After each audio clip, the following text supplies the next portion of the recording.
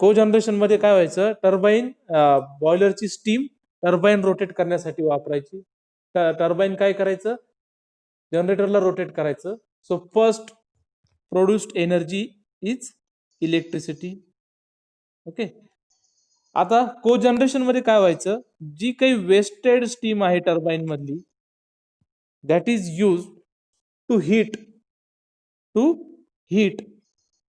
some process or some products. So that is called as cogeneration. First electricity and then heating. That is called as cogeneration. पण याच्यामध्ये efficiency किती मिळायची आपल्याला, किती efficiency मिळायची, 80% efficiency. Okay. What do you mean by 80% efficiency? 80% efficiency means we have utilized our fuel by 80%. Okay. Still there is a chances of 20% of utilization, or we can say still there is a 20% of waste heat remaining, right? तरी सुद्धा 80% वापरल्यानंतर सुद्धा 20% heat ही काय जाणार आहे, ऍटमॉस्फिअरला waste जाणार आहे. आता ती 20% वाली हीट आपण जर कुलिंग साठी वापरली, लक्षात ठेवा, first electricity, second heating and third one is what, cooling. जर इलेक्ट्रिसिटी, हिटिंग आणि कुलिंग या तिन्ही पर्पज साठी ज्यावेळेस आपण सेम हीट वापरतो and almost 90% to 95% efficiency achieve करतो, then that process is called as trigeneration process. Okay, what do you mean by trigeneration? Trigeneration is utilize the waste heat from cogeneration device. Okay, and what is cogeneration? Cogeneration is utilize the waste heat from primary device, that is electricity generation. आणि cogeneration मधून जी waste जाणारी heat आहे, that is utilized for cooling, then it is called as trigeneration process. समजले? So trigeneration can also be called as combined cooling heat and power, CCHP, combined cooling heat and power, or it can also be called as combined heating, refrigeration and power. Okay, instead of a cooling we can call it as a refrigeration. So combined cooling, heating, refrigeration and power, that is called as CHRP. Exam मध्ये तुम्हाला जर CHRP असं काही विचारलं तर नवल वाटू देऊ नका किंवा नवीन काही नाहीये. What is CHRP? That is nothing but a trigeneration. Or what is CCHP? That is also a trigeneration. Okay, next. Okay, so the working principle of trigeneration plant. आता याच्यामध्ये जर तुम्ही बघितलं, this is a heat exchanger. आता direct heat exchanger पासून दाखवलेलं आहे. This is a central unit or central heat exchanger we can say. Why that is a central heat exchanger? Because इथं जे आहे prime mover. What is prime mover? Prime mover may be a diesel engine, or it may be a steam turbine, or it may be a gas turbine, right? So these three are the prime mover. Prime mover means what? The device which is used to run a generator and which utilize maybe a fuel energy or some other energy, that is called as prime mover. So prime mover converts some energy like chemical energy of fuel, heat energy, or hydraulic energy in case of hydraulic turbine into mechanical energy to run a generator. That device is called as prime mover. So prime mover, जर steam turbine जर prime mover असेल, आपण example कसलं घेऊ? Steam टर्बाइनचं example घेऊ. Steam turbine मध्ये जर एक बॉयलर कडून स्टीम आली तर ती काय करते, प्राईम मूव्हरला रोटेट करणार आहे. So which will rotate generator and which will produce electricity. Okay, this is the first process. Now second, the waste heat for heating purpose. Waste heat from turbine is utilized for heating purpose with the help of this heat exchanger. काय होतं याच्यामधून? Okay, याच्यामधून काय होतं, तर cold water inlet, cold water याच्यामध्ये pass केलं जातं. याच्यामधून येणारी जी वेस्ट हीट आहे याची हीट याच्याबरोबर एक्सचेंज होते आणि हे हॉट वॉटर बनून बाहेर पडतं. Now this hot water will be utilise to heat some process or product. This is second. And what is third? The remaining heat from the prime mover will be utilized for cooling purpose. Okay, ही जी cycle दिसती तुम्हाला ही refrigeration cycle आहे. ठीक आहे, तो refrigeration cycle नेमकी काय ते आपण डिटेल मध्ये बघू. रेफ्रिजरेशन झालंय का तुमचं? What is refrigeration? दोन सिस्टीम आहेत रेफ्रिजरेशनच्या, दोन सिस्टीम आहेत. एक आहे vapour compression system. Okay, commonly use जी आहे ती आहे वेपर कॉम्प्रेशन सिस्टीम, आणि काही ठिकाणी वेपर ऍब्सॉर्प्शन सिस्टीम सुद्धा वापरली जाते. So what is vapour compression system? आता तुम्ही जो फ्रीज बघितलेला आहे, प्रत्येकाने बघितलाय fridge. The function of compressor in the refrigerator. The compressor in the refrigerator does the same function which is done by heart in your body. आपल्या body मधला heart जे काही फंक्शन करतो ते सेम फंक्शन कोण करत असतं? कॉम्प्रेसर करत असतो फ्रीज मध्ये. म्हणजे काय करतो कॉम्प्रेसर? जे काही रेफ्रिजरंट लिक्विड आहे, रेफ्रिजरंट लिक्विड, ते रेफ्रिजरंट लिक्विड पूर्ण सिस्टीम मधून सर्क्युलेट करण्याचं काम कोण करत असतो? कॉम्प्रेसर करत असतो. जसं heart throughout our body blood सर्क्युलेशनचं काम करतो. आपल्या बॉडीला ब्लडची गरज असते. जर कुठल्या पार्टला ब्लड मिळालं नाही तर तो पार्ट काय होतो? फेल होतो. बरोबर आहे. तर फेल न होण्यासाठी आपल्याला ब्लडची गरज असते. म्हणून हार्ट फेल झालं तर काय होतं? ब्लड सर्क्युलेशन बंद होतं आणि माणूस संपतो. बरोबर आहे की नाही? त्याच पद्धतीने जर कॉम्प्रेसर जर बंद झाला तर तुमच्या रेफ्रिजरेटर कशामध्ये कन्वर्ट होऊन जातो? एका कपबोर्ड मध्ये कन्वर्ट होऊन जातो. बाकी त्याच्यामध्ये काहीही उरत नाही. ओके, सो कसं व्हायचं वर्किंग होतं आणि काय वापरतात त्याच्यामध्ये? जनरली तुमचे रेफ्रिजरेटर जे आहे, रेफ्रिजरेटर मध्ये रेफ्रिजरंट लिक्विड म्हणून असतं. Refrigerant liquid which is having A boiling point, which is having a boiling point near around -132 degrees Celsius. Okay, which is having a boiling point at -132, or we can say -50 degrees Celsius, or some refrigerants are there which is having a boiling point at -11 degrees Celsius even. So what is the meaning of having minus boiling point? Okay, the meaning of minus boiling point is that at even minus temperature they will remain as a vapor. Okay, so in 0 degree Celsius, जर एक लक्षात घ्या, जर -132 degree Celsius ला जर vapour मध्ये convert होत असेल एखादा रेफ्रिजरंट, तर 0 डिग्री सेल्सिअसला तो काय असेल? काय असेल? सुपर हिटेड वेपर असेल. बरोबर आहे की नाही? 132 डिग्री सेल्सिअसला जर तो वेपर मध्ये ड्राय सॅच्युरेटेड वेपर मध्ये कन्वर्ट होणार असेल, सो 0 डिग्री सेल्सिअसला काय होईल? तो सुपर हिटेड वेपर होईल.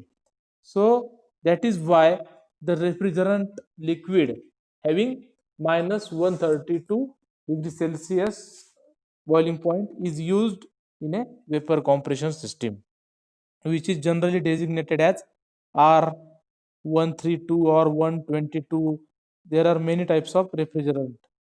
आय थिंक हे जे आहे हे तुम्हाला याच्यात डिटेल नाहीये, फक्त एक एक्झाम्पल म्हणून मी तुम्हाला देतो. याच्यामध्ये एखादा विचारू शकतात फक्त. तुमचं पॉवर इंजिनिअरिंग मध्ये तुमचं डिटेल होईलच. तर वेपर कॉम्प्रेशन सिस्टीम मध्ये काय होतं, कॉम्प्रेसर काय करतो, कॉम्प्रेसर जे काही वेपर आलेले आहेत मागून, जे काही वेपर आलेले आहेत, low temperature low pressure vapour काय येतात कॉम्प्रेसर मध्ये, low temperature and low pressure vapour, refrigerant vapour compressor मध्ये येतात. कॉम्प्रेसर काय करतो, त्याला high temperature high pressure vapour मध्ये कन्वर्ट करतो. काय करतो, हाय टेम्परेचर हाय प्रेशर मध्ये कन्वर्ट करतो आणि कुठं पाठवतो, कुठं पाठवतो, कंडेन्सर मध्ये. ओके. आता कंडेन्सर, कंडेन्सर जर तुम्हाला, तुम्ही बघा फ्रीजचा आवाज येत असेल, फ्रीजचा जर आवाज येत असेल, सो तो जो आवाज आहे तो कसला असतो, कॉम्प्रेसरचा असतो. ओके. कॉम्प्रेसर मधून ज्या वेळेस हाय टेम्परेचर वेपर कंडेन्सर मध्ये येतात. आता कंडेन्सर फ्रीजचा कसा ओळखायचा, तर कंडेन्सर साठी आधी जुन्या फ्रीज मध्ये कॉईल द्यायची, तर त्या कॉईल वरून समजून जायचं की हा कंडेन्सर म्हणजे इथं कंडेन्सर आहे. आता तो येत नाही.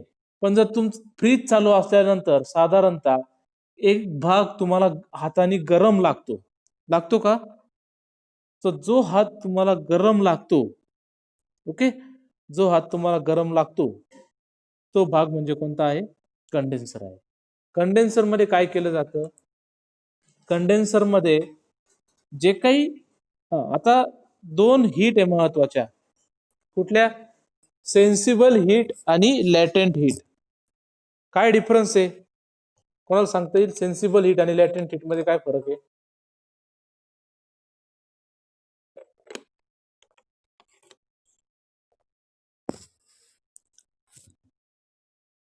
बघा, सेन्सिबल हीट म्हणजे काय, जिचं चेंज झाली, टेम्परेचर वाढतं किंवा काय होतं, कमी होतं. म्हणजे हीट जर दिली आपण तर टेम्परेचर काय होतं, वाढतं. आणि हीट जर काढून घेतली, बरोबर, तर टेम्परेचर कमी होतं. That is sensible heat.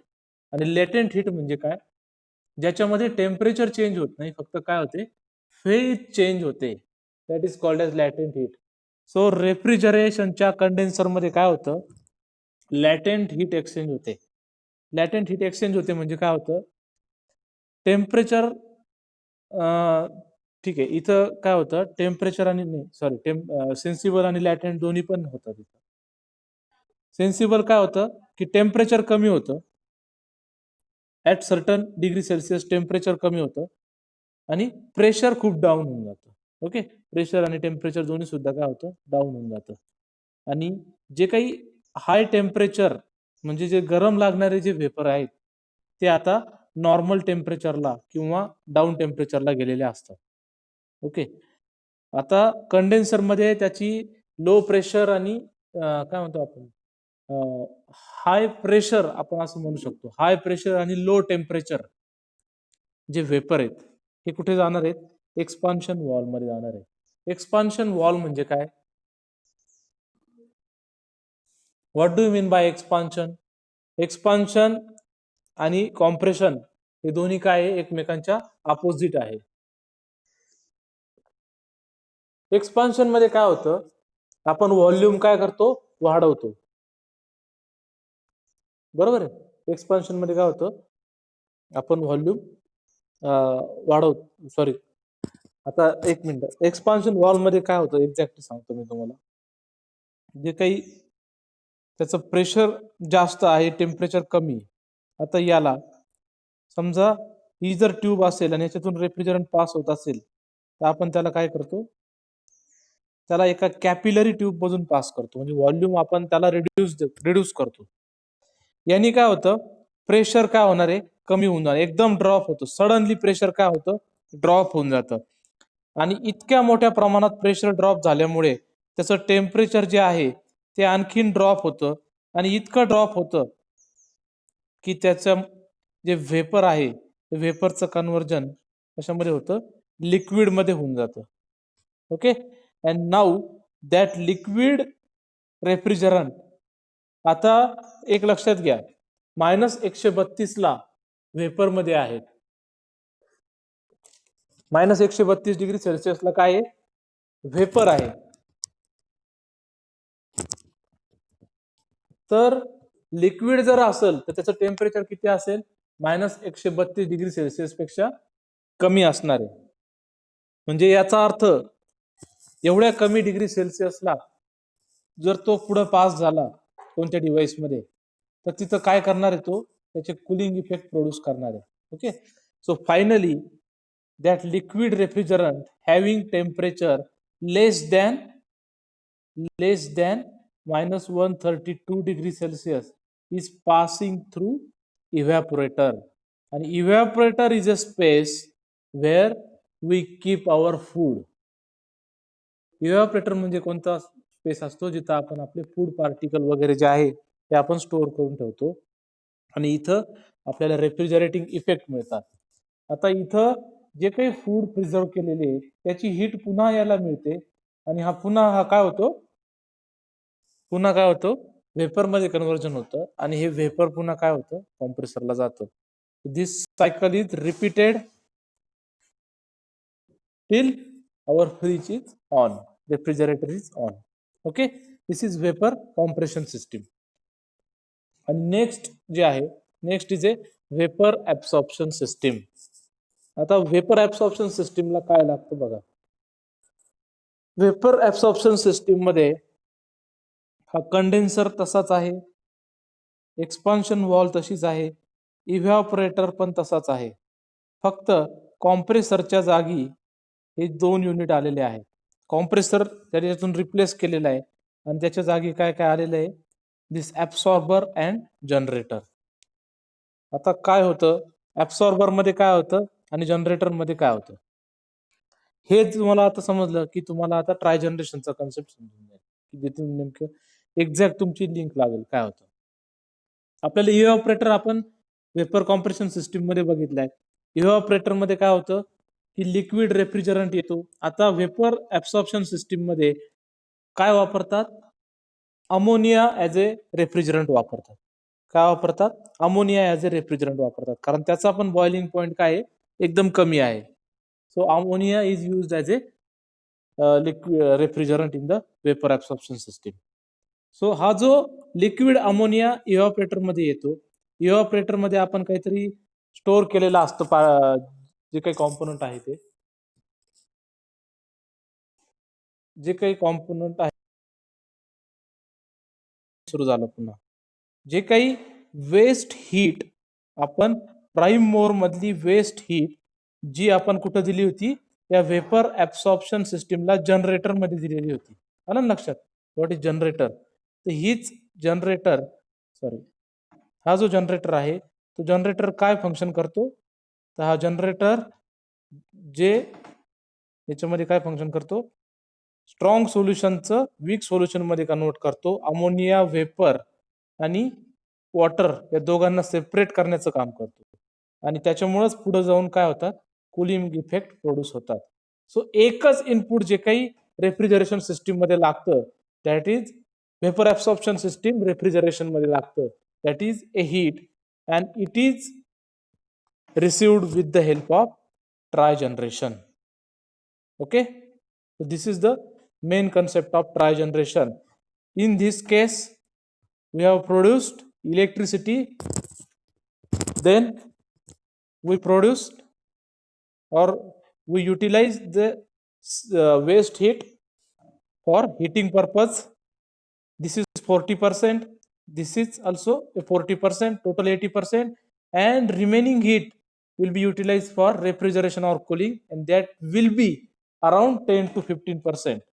Okay, so total efficiency of the trigeneration system, we can say it is up to 90 to 95°C.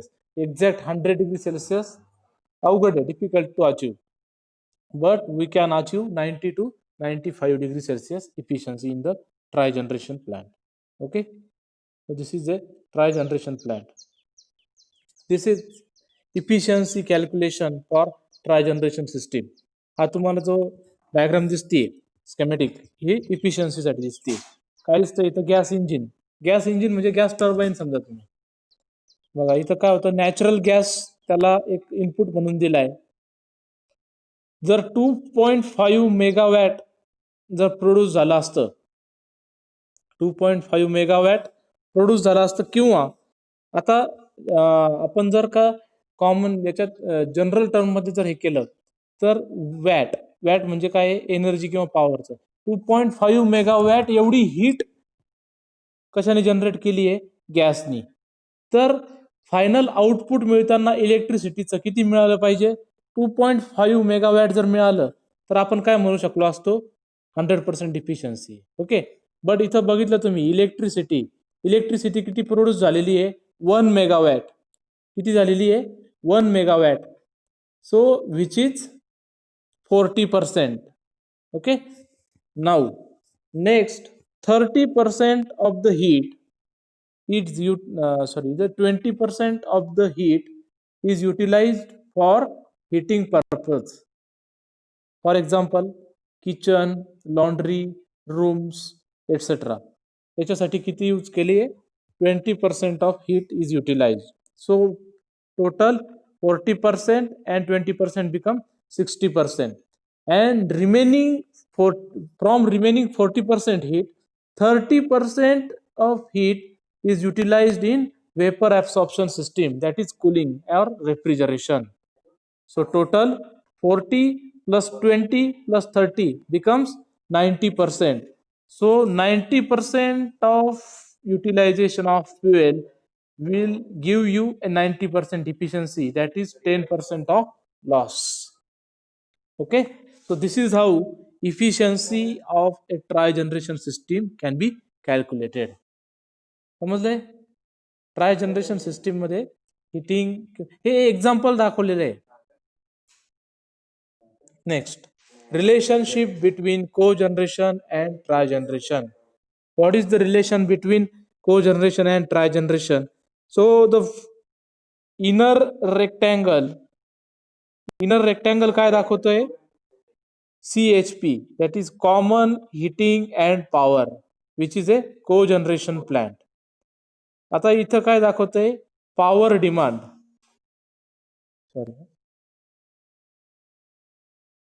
काय दाखवतंय power demand.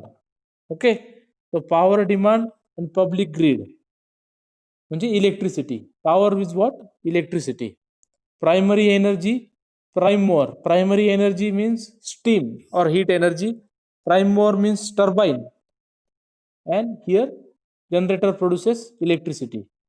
Heat recovery system आहे. heat recovery system मध्ये पहिली इलेक्ट्रिसिटी प्रोड्यूस झाली. Second one is heating.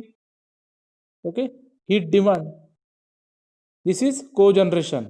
Combine power and heat. Combine heat and power, that is co-generation plant. Now inner rectangle is a co-generation plant, and whatever the outer rectangle is refrigeration or cooling system. So together inner plus outer rectangle will become tri-generation system. If we subtract portion of a outer rectangle from total rectangle, it will give us co-generation plant. हे मी तुम्हाला आधी पण सांगितलेलं आहे की co-generation plant मधून जी काही waste heat जाणार आहे को-जनरेशन प्लांट मधून जी काही वेस्ट हीट जाणार आहे ती हीट आपण कूलिंग साठी और रेफ्रिजरेशन साठी absorption chillers maximum vapour absorption system कुठं वापरली जाते मेनली लक्षात घ्या जिथं जिथं ऍब्सॉर्प्शन चिलर्स इंडस्ट्रीमध्ये कूलिंग एन्व्हायरमेंट साठी वापरले जाते. ओके कारण आपण डोमेस्टिक पर्पज साठी त्याचा यूज करू शकत नाही कारण त्याच्यामध्ये अमोनिया सारखा जो रेफ्रिजरंट वापरला जातो इट रिक्वायर्स प्रॉपर हँडलिंग त्याची लागते कारण त्याचं जे काही ड्रेनेज आहे ते प्रॉपर करावं लागतं आणि एक्सपोजर सुद्धा त्याचं काय डिस्पोजल जे आहे ते सुद्धा व्यवस्थित करावं लागतं. So the handling should be taken care with taken with A proper care. म्हणून ते जास्त करून जे आहे इंडस्ट्रीसाठी आणि स्पेशल टाईपच्या केमिकल इंडस्ट्रीज ज्या आहेत जिथं स्पेशल केमिकल स्टोअर करायचे असतात अशा ठिकाणी ऍब्सॉर्प्शन चिलर्स और ऍब्सॉर्प्शन टाईप रेफ्रिजरेशन सिस्टीम वापरली जाते. So the heat wasted from cogeneration will be utilized for trigeneration. This is the relationship between cogeneration and trigeneration. त्याच्यावर सुद्धा नोट्स येऊ शकते. Okay, difference between trigeneration and cogeneration. So first difference is our definition. What is the definition? Trigeneration is defined as CCHP, combined cooling, heat and power, while cogeneration is CHP. है का नाही? इथं किंवा तुम्ही असे म्हणू शकता की simultaneous process of cooling, heating and power, आणि इकडे काय कोजनरेशन मध्ये heating and power. This is called as CCHP, this is called as CHP. हा एक डिफरन्स दिलेला आहे. Forms of energy produce, electricity, heating and cooling, आणि याच्यामध्ये मात्र काय होतं, इलेक्ट्रिसिटी आणि हिटिंगच होते. Overall efficiency is 90% in case of trigeneration. Cogeneration मध्ये किती होते, 80%. ऍब्सॉर्प्शन रेफ्रिजरेशन सिस्टीम, ओके, असाही होऊ शकतो. आणखीन तुम्ही तुमच्या मनाने पण डिफरन्स तयार करू शकतात. ठीक आहे. So this is the difference between trigeneration and cogeneration. Okay, so